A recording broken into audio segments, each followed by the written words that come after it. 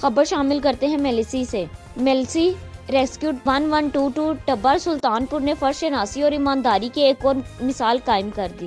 Road traffic accident میں شدید زخمی ہو کر بے ہوش ہونے والے شخص کے لواحقین کو زخمی شخص سے ملنے والے 3,46,620 روپے، موبائل فون اور سامان واپس کر دیا۔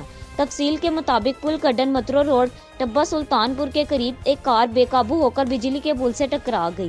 واقعے کی اطلاع ملتے ہی commander and control room Vehari کی طرف سے ایمرجنسی وہیکلز کو فوری جائے حادثہ کی طرف روانہ کر دیا گیا۔ ریسکیو اہلکاروں نے بروقت رسپانس کرتے ہوئے مریض جو کہ سر پر شدید چوٹ لگنے کی وجہ سے بے ہوشی کی حالت میں چلا گیا، فوری ابتدائی طبی امداد کرتے ہوئے RHC ٹبہ سلطانپور شفٹ کر دیا گیا۔ ریسکیو اہلکاروں نے ہمیشہ کی طرح اپنی فرض شناسی اور دیانتداری کی مثال قائم کرتے ہوئے بے ہوش مریض محمد کاشف، جن کا تعلق 172 مراد چشتیاں سے تھا، ان سے ملنے والے 3,46,620 روپے، موبائل فون اور ضروری سامان لواحقین کے حوالے کر دیا۔